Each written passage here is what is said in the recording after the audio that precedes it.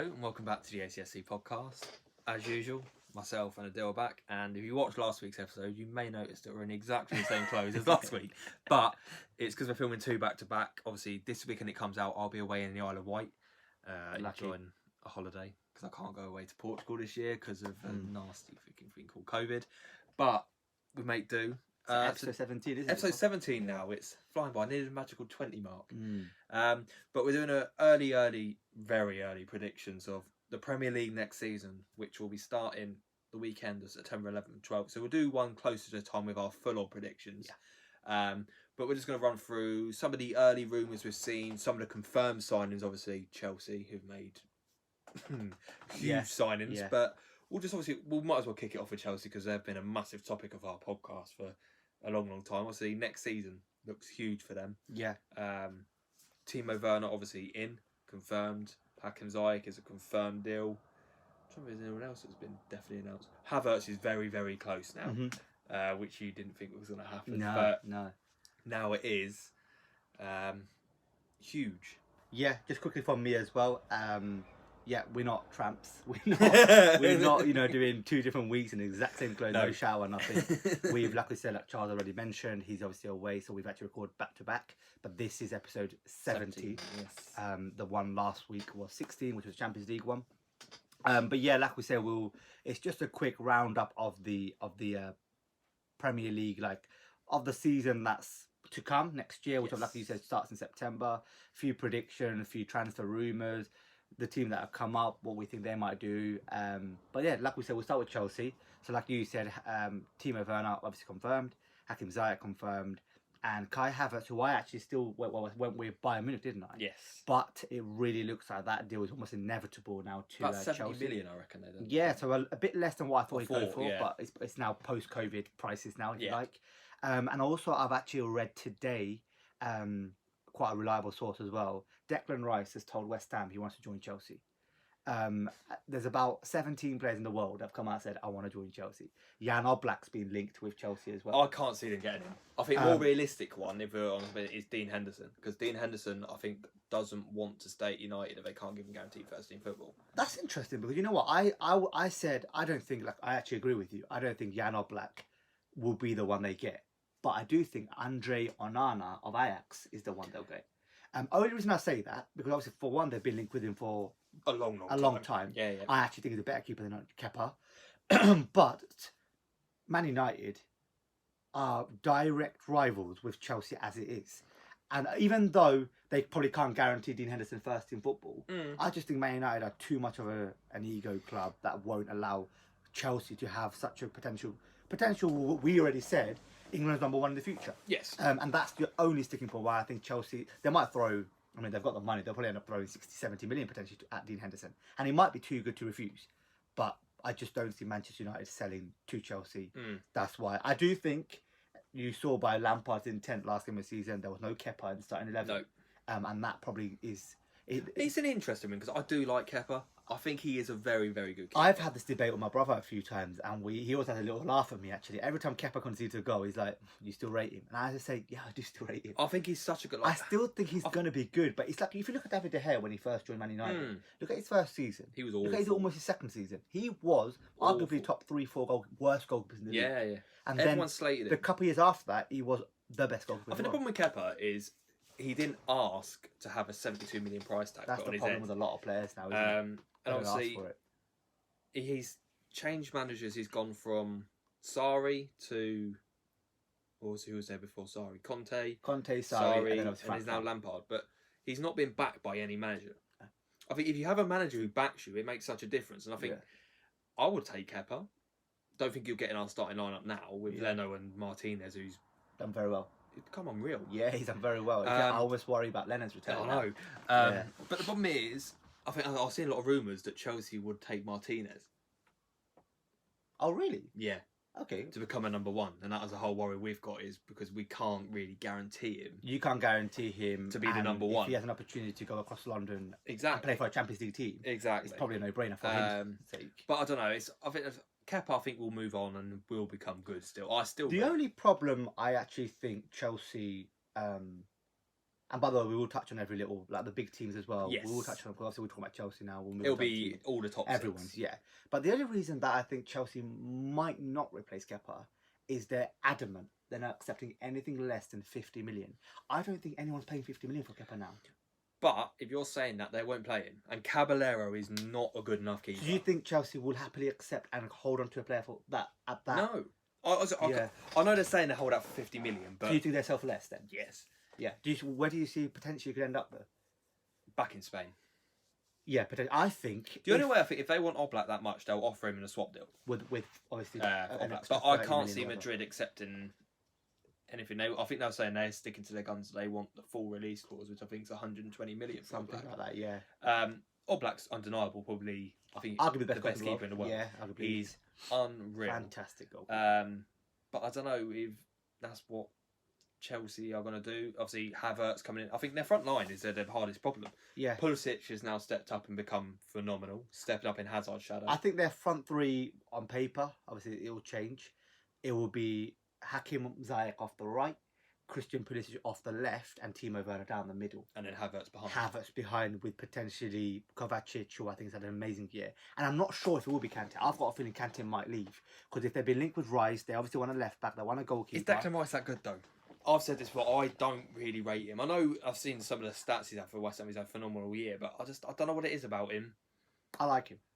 I don't know what his best position is. I think his best position personally is the 6, which is obviously the holding position, like the Fabinho role, the Fernandinho role, if you like. Yeah. Obviously not at the level of those world-class midfielders. I don't think we, as in England, as the nation players we don't have a player like Rice that can do what, as in the break-up number 6 position. I don't think we have one personally. No. Albeit it might not be like you think the hype around potentially 70, 80 million. I mean, that is extortionate. That's the English premium that we talk about a lot. Exactly. But if they have him who they've been linked with in the hold, Kovacic in like the 8 box to box, and then Havertz as the 10, I think, like I said, there's no room for Kante. And potentially he's been linked with Inter Milan. Yeah. And I think if he becomes available, potentially everyone is in the market for N'Golo Kante. They've also been linked with Ben Chilwell at left back, and they've also been. I think he's come out and said he's told Leicester he wants to go to Chelsea as well. Yeah, but I believe again, Leicester are in no position to be held to ransom. They'd probably demand at least 60 million. And there's the option of Tagliafico. Yes. Nicolas Tagliafico of Ajax, who's a fantastic left back, up and down, brilliant left back, and he'd be available for around 30 million. So potentially they'll go down that route. Chelsea making moves, spending a lot of money, and next season, I think they will be very high up. I don't think they'll win the league. No, I think they'll be up there. But we'll obviously do it at the end. We'll do a roundup. We'll do a roundup of who we think might be top. We'll do London first. We'll move over to Arsenal. Arsenal, yeah, okay. I think it's going to be a big summer. I don't know we're going to make a lot of transfers, but I think it'll be a big summer where we're going to finally start seeing some improvements made to the defence, I'm hoping. Well, already there is an addition in William Saliba. Saliba coming in. Play anyway. Makayu, I think the rumours are still flying around. They're still there. They're not going away. I would take him 100%. Yeah. I think he could improve our defence massively. Depends what formation he wants, but I know he went back to the 4-3-3 on the final day of the season. We've been playing Watford. Yeah, we've been playing this 3-4-3, but I think we've discussed it off camera. We're only playing a 3-back because we haven't got 2 good enough centre backs. I say this to play the 4-3-3. Anyone that plays 3 at the back, they don't rely on it. They don't. You're trying to play centre backs. So I think he definitely wants to play this 4-3-3 system with. Yeah.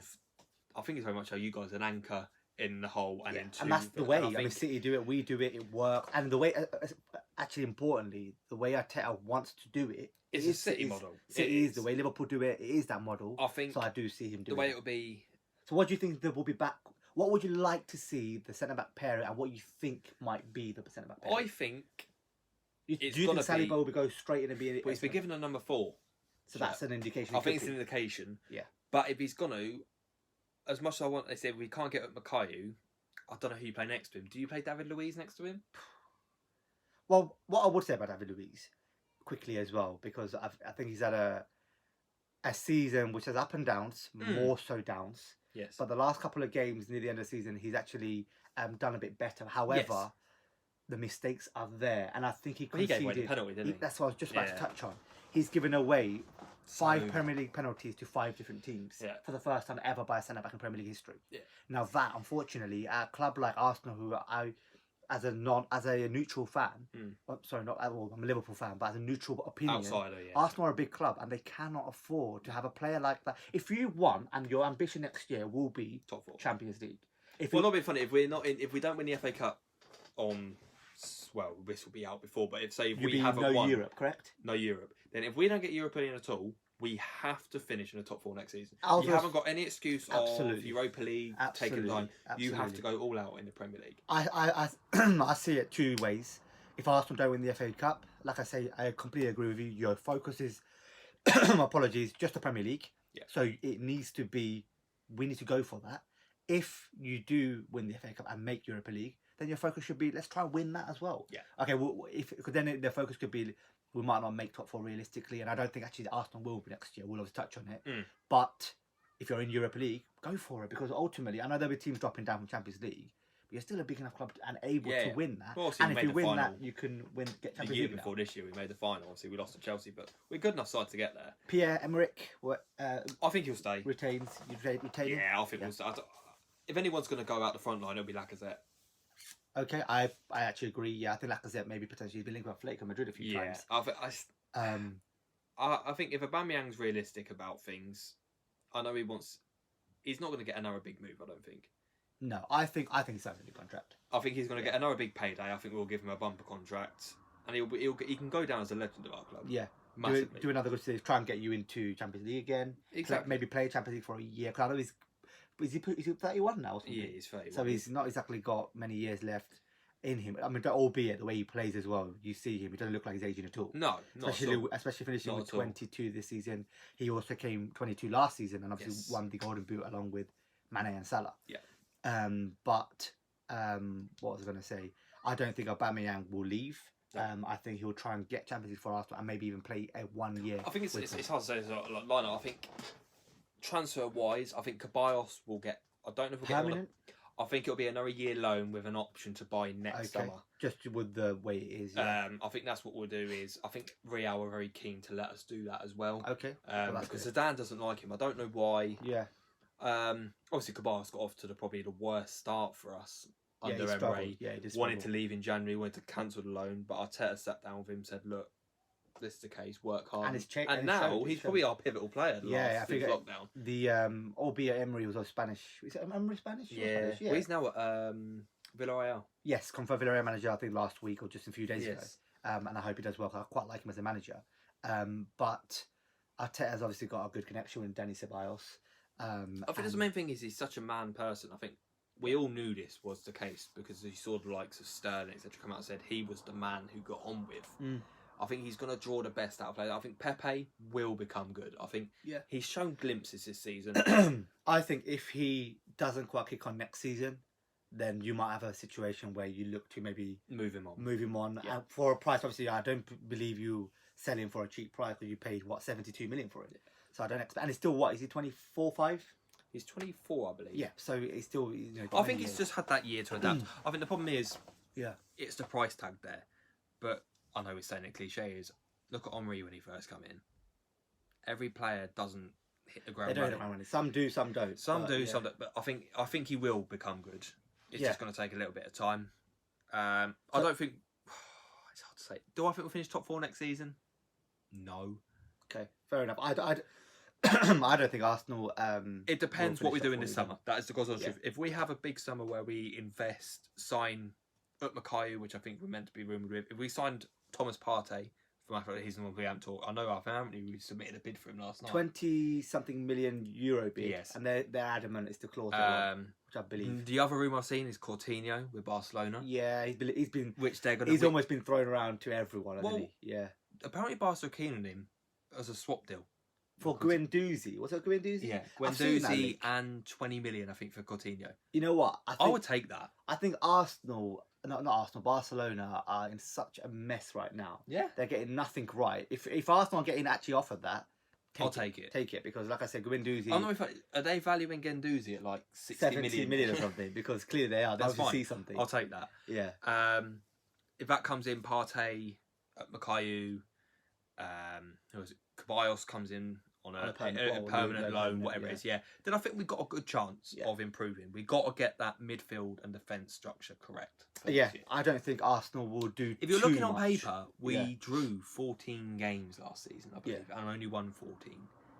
If we even took, I think I was working it out, if we took 4 of them draws into wins, we would have been third. There you go. And the way, like we said, Manchester United finished third with 6 points. 14 draws.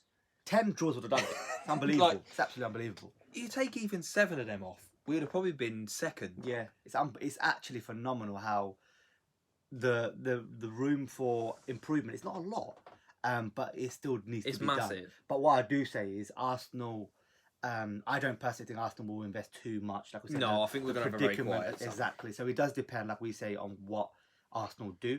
Yeah. And then we can, like we said, we are going to do another episode when it's close to when the season's about to start. Yeah. The squads are done, if you like. Yeah. And then we'll go again and saying, this is what we think. This is, like we say, an early prediction. Yeah. So that's Arsenal done, Chelsea done. We'll move on to Tottenham. Okay. As the last London club, and we'll talk about, and then we'll move on to the North clubs, if you like. Yeah.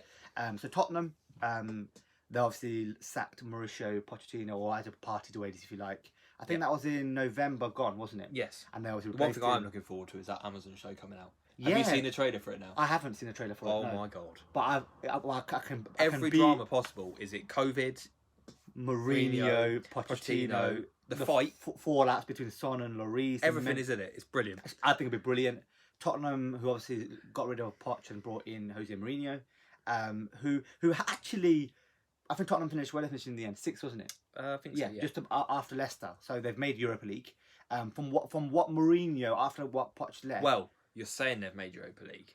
If we win the FA Cup final, they're out. They're not in Europe. Oh, really? Yes. Okay, well, so it still hinges on that then. So I may be wearing a Spurs shirt, but you're not in Europe, so it's fine. Yeah. So, but I think Spurs next season as well. I think Man United have been linked with Harry Kane again, but I don't see in this predicament £200 million being met.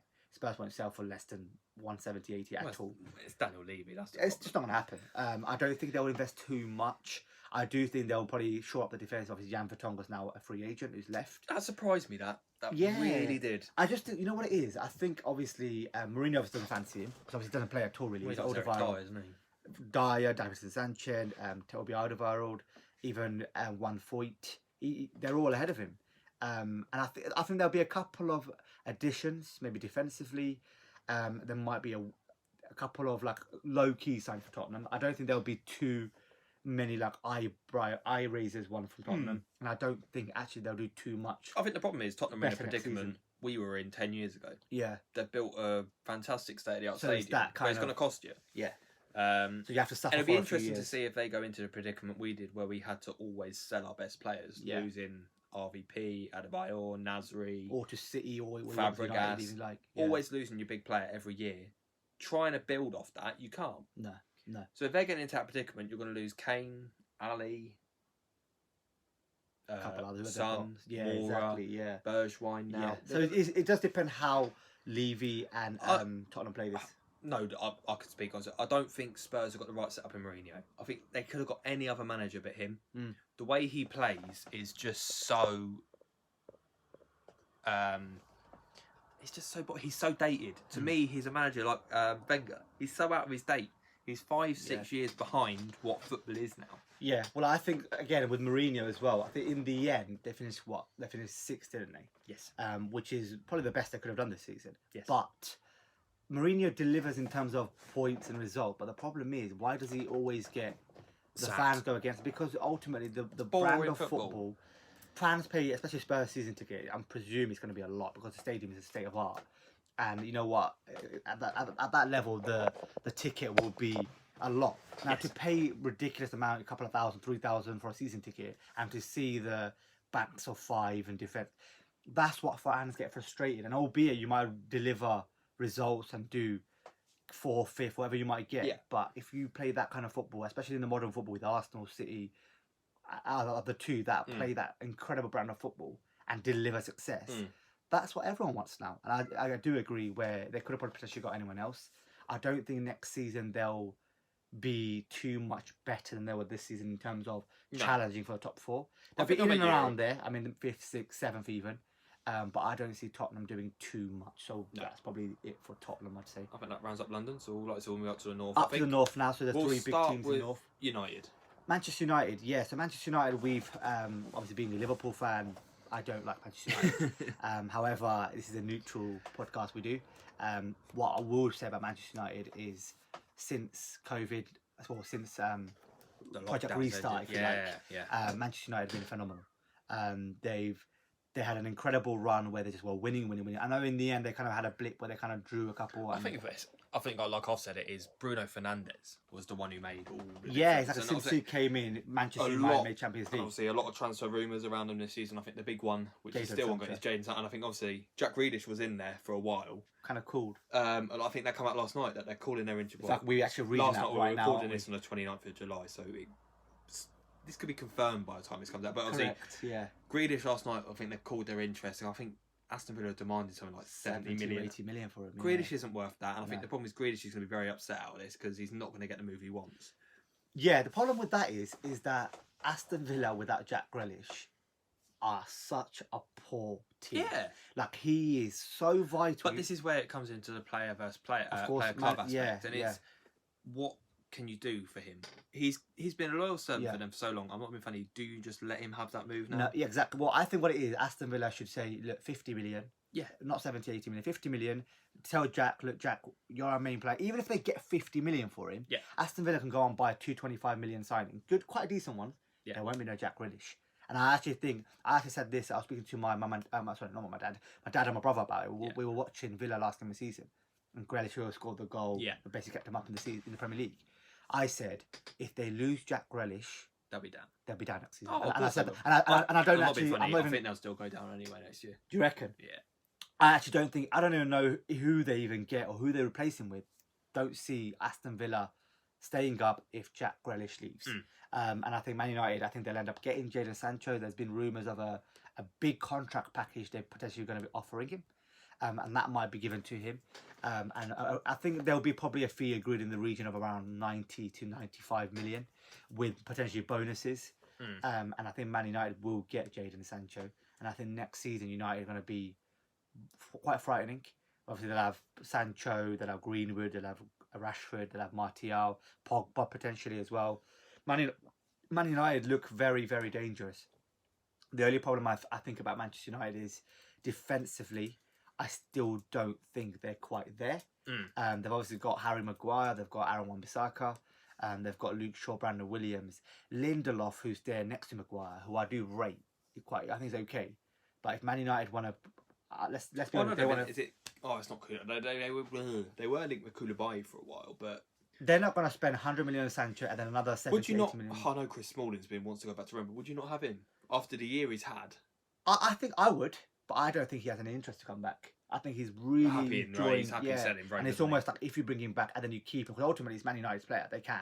Yeah. But will you then have the same Chris Smalling you had at Roma? Yeah. You probably won't. No. And will you have the Smalling you had at Man U, which wasn't great? No. That's the worry. So if you can get 20, 30 million from him whilst he's doing really well in Roma, you'd probably sell him. I do think Man United are still short of a centre-back. I also do actually believe Manchester United need a goalkeeper. David De Gea has, Roy Keane has said it enough times, and I think he's gone over the top at certain times. But Manchester United with David De Gea, who's been an absolute incredible asset to the Premier League, let alone Manchester United. What a phenomenal goalkeeper. But he's gone past his peak now. He's making too many mistakes. How old is he now? I think he's 33 now, 33. Okay. So he's not exactly young. Yeah. He's not exactly too old for a goalkeeper. However, if you look at the mistakes, some of them are absolute calamity errors. They are so poor. United can't afford that. Next season, the pressure, people are saying it, even from the outside, the fans are saying it. We're going to challenge City and Liverpool for a title. United, let me just say a quick stat. They finished third. They were closer to Bournemouth, who are relegated, than they were Liverpool, who were champions. They were third. So the gap is... It's huge. It's huge. So I'm saying is I think United can challenge. I think of any of the teams that are going to be coming up, it'll be them or Chelsea to challenge. As in the big two, yeah. If they get Sancho, which I think is very closer, they're the only club that's officially spoke to Dortmund about his availability. I just think they're the only club that can probably afford... Obviously with Chelsea as well. Talking about Ribs here, they're demanding 109 million, 120 million euros. It's a lot of money, but I do think so. But the rumours are Man United have already bid 98 million Yes. euros. So the money's definitely there, clearly. of course it is. If they've made a bid of 90 they're just million trying to meet the pounds, middle ground a bit. middle ground, bonuses, add-ons, yeah. I'm a big fan of Sancho. I think everyone knows Phenomenal it if you're player. watching this. Yeah, of course. He'll be the top 3 best players in the world, but I don't know if United's the right move for him. Like I say, I think Man United, the ambition they're showing, you cannot fault that. No. You know, to go and get him, and he obviously probably wants to come. There'll be a big package. I think the problem is this part of him trying to get his nose back at City? Potentially, yeah, because they let him go in such a way where it wasn't. He obviously thought he was good enough to play. Yeah. Pep didn't. Went for, I think it was still wasn't cheap. It was about 8-9 million for a 17-year-old, so it wasn't less. Dortmund believed in him, so it could be now. And obviously, the problem: are they going to give him the number 7 shirt? They will give them the 7 shirt, 100%. Because obviously, has there not been a curse around that number? Potentially, yeah, exactly. Because Depay's had it. I don't know who else had it. Did Bebe have it? Maybe he might have had it straight after Ronaldo potentially. I think straight after Ronaldo he did have it. I can't remember, but again, I don't know where he is, and he might have been retired. But 100 million%, if Man U signs Sancho, he has the number 7 shirt. No doubt about it. I'm sure of it. Again, like we said, the curse thing, but there's no way they're not gonna. That's marketing. I think the bottom of it is it's a brand, if you like. And obviously, I think like that will switch over to Man City. Yeah. I think it's going to be a big summer for City. I think more than anything, you've wound them up. Well, I think they finished off 18 or I think it was 18 points behind us. I think you win the league, and I think seeing it that game, I know you guys were probably all still. Oh, and City won. Yes, yeah. But they looked. Yeah, they were phenomenal. Dominant. They were I think that's accurate and. I think it's a statement of intent that it's almost like you guys come think back. you're the team to beat. Yeah. Well, look at us now. Yeah, exactly. I think City will go out and sign. Koulibaly, The thing 70 million. The thing is, Man City, obviously with the UEFA hearing, and obviously they won the CAS hearing as well and got overturned. But ultimately, we've not spent much money in terms of net spent as well. No. City again, they're going to go out and spend £300-400 million in order, and next season they have to win the league. If you spend £300-400 million, which they've done regularly, let's be honest, on fullbacks they've spent 100 million, 200 million. Yeah. They've got to walk that league next season, and there's no guarantee they will. It's not like Liverpool is going to go won't away. Walk it. But they will have to win the league. City have to win the league next season, or they've got to win the Champions League. If City don't win one of them in the next season, The thing is, I don't know. Obviously, saying going to be split. They've only really been linked with. I've seen Koulibaly as a definite. Well, Nathan Ake is. They've already. But is he that great? Is he going to change their side? Potentially not change. I think what it is depth, isn't it? Because obviously, Otamendi potentially leaving. Yeah. And obviously they've got young Eric Garcia who's going to be in and around. But I think they'll end up signing Koulibaly. This is who I think they'll sign. Koulibaly, Nathan Ake, the young sensational player Ferran Torres. I've seen and I believe that could be their first summer signing for only 30 million, which could be a very good deal for him. I also think they'll go out and get a potentially centre forward, which could be Lautaro Martinez. I've seen a lot of links to him. Who's obviously been linked with Barcelona, but Barca being that club where we don't want to stop up the cash. City are like, okay, we will. And if I was him, if City are coming in and Barca coming in, to me, is there not more of an appeal to go City than Barca? There is. There is a more appeal, and I will take it because Aguero's moving. We're not moving on, but getting on. Don't get me wrong. If it's personal life for the weather and that, you're always going to choose Barcelona. But if you're going to win titles, if you want to become, if you see us, because Lautaro's 22, 23 now. Yeah. So if he wants a long-term win trophies, it's not at Barcelona. No. It's at Man City. So if that happens, it'll cost obviously the release clause that Inter are adamant. Yeah. And that's potentially almost 100 million euros. I think City will end up spending in circa 300 million pounds. Yeah. They'll be the biggest spenders, along with probably Manchester United and Chelsea. Yeah. Them three will spend a lot. And I think City will next season. They will really, like I say, a statement, and they'll want to go and push it for the title. But they will be top 2, I think, no doubt next season. Oh yeah. And then we'll move on, obviously, to the current champions. Yeah, Liverpool. Liverpool, obviously, what a year. What a last 3 years, if you like. The last 2 years, 97 points. Going better and doing 99 points. Won 32 games, draw 3, lost 3. Phenomenal season. Again, we are saying, obviously, we pulled out the Werner deal with the predicament as well. Now, what's interesting, and a lot of people are saying, why are Liverpool not? They've won this, they won the Champions League, they won the Premier League. Whilst they're on top, they should go on and spend a lot more money. Yeah. However, a lot of people are not seeing this, is that Liverpool are building a state-of-the-art training centre. Yes. Which is costing a lot of money, and not a lot of people know about that. Also, all these players that have won these trophies, there's a lot of big bonuses in all their players. Van Dijk's got a bonus in his contract. Right. If you win the Premier League, we're going to give out 5 million to you. Firmino, all of that could add up to 50, 60 million. Yeah. So the bonuses are there. Also, match day revenue. So potentially, I know for next season, the government has announced that fans could be allowed back in. Yeah. But it's nowhere near Reduced going to be. capacity. It won't even be a third, I don't think. It might be around that. That's already a big loss in match day revenue. The Nike deal that Liverpool have signed, we haven't even done the Nike deal. It hasn't happened yet. So right now, nothing. It comes in. When's it coming? I believe 4th of August. Right. That's the date that's been tooted. Right.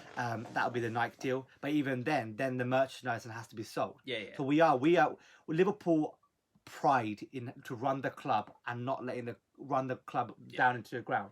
Now, if United go and spend 100, 200, 300 million pounds on Sancho, and next season don't make top 4, they're in trouble financially because if they don't make top 4 next season, they're in such big trouble. Yeah. We're not going to do that. The base and the model of the club is to astute spending, net spend, and build the squad on how we are. Yeah, yeah. Potentially there'll be a couple of sided, potentially even linked with Thiago Alcantara.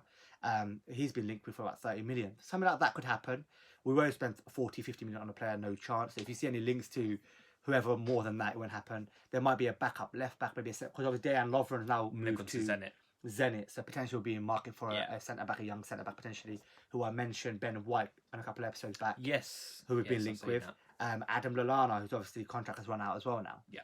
So that's a couple of 100k off the wage bill just there. Yeah. So we're trying to free up some spaces, and there might be 2, maybe 3 small signings, but I won't be surprised if Liverpool don't sign anyone. However, I do believe Liverpool will be strong again next season. Yes. There's nothing to suggest there won't be. Of course, there was a drop-off, but that's very natural. You know, when you win the league 7 games to go. Oh, yeah, exactly. The drop-off is natural. It's going to be massive. I just think the mentality of the squad that I keep talking about, you know, to miss out on the Champions League, next year win it. Miss out on the Premier League, next year win it. Yeah. I don't see the mentality of the club to drop off. So I do think they will challenge again next season, and I think Liverpool will be right up there. So that's the big... We'll probably talk about the promoted teams as well, a little bit as well. Yeah. So Leeds are up. Yes. Finally, 16 years for Leeds United fans. They're back in the Premier League, and they've signed a biggest contract they've ever had, sponsorship deal with Adidas. Okay. So it's the biggest supplier. Yeah, Adidas will be their suppliers from next season. It's the biggest in their club history, actually, that one. West Brom are back in the Premier League.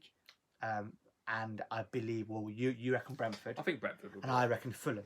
So, again, next season, I think Leeds... It's hard to predict these newly promoted teams because, like, for example, BT, they predicted Sheffield United to finish bottom. Yeah. I think the problem is there's not such a big gap from the Premier League to the Championship. No, not anymore. Not for the bottom tier sides as such now. No. They're not the biggest gap in player ability as such. Like, I think Leeds is that Casilla in goal. He was from Real Madrid. Yeah. Yeah. They're bringing big names in. Obviously, I know Leeds have been linked with some like Zlatan. They've been Cavani, linked with, you know, the Ghent midfielder, Jonathan David, yeah. And they've been linked with Harry Wilson. They're linked with some very, very big names. And they will spend, I don't think they'll spend 100 million. But obviously, they've got a renowned coach of Marcelo Bielsa in. They've got a stadium that always, well, I know obviously, I don't know, COVID.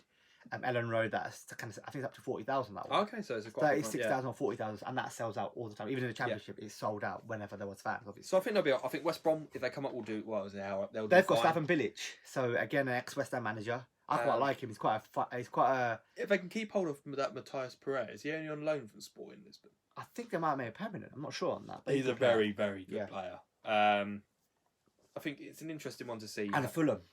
You say Brentford, who are moving into a new stadium from next season. So if they get promoted with a new season, with a new stadium, it's all nice and fresh feeling. They could do really well. But I think Fulham, Mitrovic's deal was made permanent from Newcastle. Okay, so that is massive because if they go up, Mitrovic is a big striker. Two teams there always float in and around the Premier League. West Brom, Fulham, always up, always down, always up. They're such like floaters in it now. Yeah. It'll be an interesting season. Who do you think will struggle in terms of like staying up next season, just off the bat, like early hand, like we're saying? I think Aston Villa will struggle. I think. Okay. West Ham, if they don't improve, I think they've got to get it right, and they've got to get a manager in there who is good enough to coach them. David Moyes, that they've had, is just not good enough. Yeah. trying to think more teams really. I think Aston Villa are probably my favourites to go down. Yeah. Potentially one of the teams that come up. I'm not quite sure. If any of them, West Brom will struggle. West Brom will struggle. Yeah, I think West Brom and Aston Villa, the two Midlands teams. Yeah. I think maybe Fulham as well. Actually, I just think Leeds will get it right, and I think Leeds will be okay. Yeah. I just think they're going to be the most ambitious out of the three, or whoever comes up. I also think that the manager they've got is the best out of the three, and man, that's a I think they've waited so long to get out. I just don't think the owners are. They're not going to let this opportunity drop, and I think they will invest well. Yeah. Hopefully, they've got players like Calvin Phillips as well. He's a great midfielder as well. I think they'll spend, and I think Leeds will be okay. In terms of top four, quick and pre-hand, in order, what do you want to say? Just obviously, like we say, no transfers have been confirmed as such. Okay. But give me your top four in order now. We might have by the way, we might have a different top four when the season's about to start. Yes. Because then we'll know who signed what. But like I say, Liverpool top. You think Liverpool in the league again? Yeah. Wow, okay. I thought you'd go City. I'm going to go Liverpool top as well. Win the league again. I think City will be second. Okay. United third. And Chelsea fourth. Okay, I'm going to go Liverpool top. City a closer second. It won't be 18 points. And I don't think we'll get 99 points. No. We might get about 90 or 85, whatever. And they'll get like 80 maybe. And he won't go down to like 7 games. But I think City will be a close second. But then again, with the money they spend, they'll be furious to do it with the league next season. Of course. I think Chelsea third. Okay. And I think United fourth. Even though they'll probably sign Jadon Sancho. I've only got Chelsea fourth at the moment because as much as we say Werner, big names, I don't know if they're all going to hit the ground. Exactly. This is us saying now that they're going to come in with the form they've been doing. Yeah, true. Werner may struggle, Ziyech may struggle, Havertz may struggle. You don't know. Yeah, potentially in their starting 11, they could have 5, 6 new starters. I mean, it's always hard. Ziyech, Werner are going to be starters. Yeah. But Havertz is going to be a starter. Yeah. The new left back will be a starter. That's 4. Yeah. And then the keeper. So that's at least 5. At least 5. Yeah. And then potentially Declan Rice. That could be 6. So half of the team could be brand new players. Now you're right. It doesn't always hit the ground running and it doesn't always click. But if it clicks in that first then season, they'll fly. They'll absolutely fly, and they'll be really close to City and Liverpool, I think. Yes. But the players are frightening. But that's what we think will be potentially the top 4, don't we? Early predictions. Early prediction. I think Tottenham and Arsenal will be behind. Yeah. I don't think Arsenal and Tottenham. I actually think Arsenal finish above Tottenham next season. I'd like to think so. I think you will. I think. I don't think you'll get. I just don't think you'll be really close to top 4. You might miss out by like 5 points or whatever it might be. I just think the levels as well, Arsenal and Tottenham, are just behind, a little bit behind who we said top 4 are. Yeah. Because let's be honest, the top 4 we've said, who's City, Liverpool, United, Chelsea, yeah, all 4 of them are strong enough to actually win the league next season, potentially, or the year after. Arsenal and Tottenham are not. No. Then we agree they're way not. off that, yeah. So the drop off is, so there's top 4, and then I'd say Arsenal, Spurs, maybe Leicester, maybe Wolves. I'm not sure if Sheffield United will have the same season. No. In fact, Sheffield United is a team that I think might struggle next season. Well, they've had that year to sort of ride the luck now, haven't they? Yeah. So potentially they could struggle. I wish they don't, because I love Chris Wilder as a manager. Missed out narrowly on the LMA Manager of the Year, which was Jurgen Klopp. But he won it last year, which I didn't know. Interesting. Did you see who was up for Player of the Year? For some of the players who got nominated. How Rashford come third? For the writers. Yes. And obviously Henderson won it. This one you're talking about. Yes. Did you see Aaron Wan-Bissaka got a vote? Yeah. Why did Aaron Wan-Bissaka got a vote? How did Rashford come third? I have no idea. Don't get me wrong, Rashford had a phenomenal year, but that's more what he's done off the pitch than on the pitch. I was just about to say, the writers and obviously the journalists that decided this award, that's why he didn't Mane, I think Mane wasn't even in the top 5. Awful. And you know what? I genuinely think Mane has a more chance of winning the PFA Player of the Year than Henderson. Yes. I think De Bruyne will win. Like we've discussed this before. It's on the pitch performance. We actually said, we both agreed that Mane is our Player of the Year. And obviously in the end we thought De Bruyne has done really well. And in the end we probably think De Bruyne will win it. But our Player of the Year, on the year, what we said, or we've already said this, Liverpool were the best team in the league. Mane was the best player in the league for us this season. So he's the Player of the Year. That's what we think. And it's simple as that. Yeah. But we think De Bruyne will win the PFA Player of the Year. But Rashford coming third. Albeit, what a phenomenal man off the pitch. Exactly. I cannot credit it enough what he's done off the pitch. But ultimately, we decide these awards on performance on the pitch. Yes. And that's what it should stay as. If anything, he should win the sports personality of the year. Give him that, no problem. But let the football be the football. Yes. But like we said, I've thoroughly enjoyed this one. Oh, exactly. We will do, obviously, following week, and next week there'll be a different one. We haven't quite decided, but closer, maybe on match day 1 or just before the start of the season, we will do basically the same episode, but with confirmed deals, as well as who we genuinely think will be. And in fact, what we'll do is, we'll do a top 1st to 20th, like how BT have done it. Yeah. We don't expect to get even half of them potentially right. Yeah. But we'll do our own. We'll predict a pre-hand. We'll do a whole list, and then we'll compare it. Yeah. We'll say it to you guys, and we'll do a whole. It'll be a special, potentially over an hour on that one. Yes. Yeah. Like we said last week, there'll be, when it comes up, I don't think it'll be too long for fantasy football to fully get up and running. I like doing it, but we'll do a special league for our viewers. We haven't done one of those yet, have we? As in like both. No. We'll do that. I've been doing it for years now, but we'll do one of them. We're probably going to do a competition again. I liked it, was the predicting the scores. We'll do it from match day 1. Yes. Yeah, so from game 1, we will do all the rest of through the season. We'll do we'll do like a bigger incentive for each other of what we have to do, of whoever loses. I don't know how we're going to get even bigger than what we've done this time. Well, you're a big fan of Spurs in terms of wearing the shirt. Yeah. We'll see. All I'm saying is, people, you'll enjoy this episode. You get to see a Spurs shirt burn. But you know what I mean. Yeah, well, that's exactly. It's going to be a good comedy one, if you like. Yes. But like I said, we'll wrap this one up. Obviously, thank you all for watching again, and next episode we won't be in the same clothes. Don't worry about it. We'll get out of these. We'll have a shower. You can have a shower. I'm going to have a shower. I think so. But yeah, for this week, thank you very much, and we'll see you guys next week. Bye bye.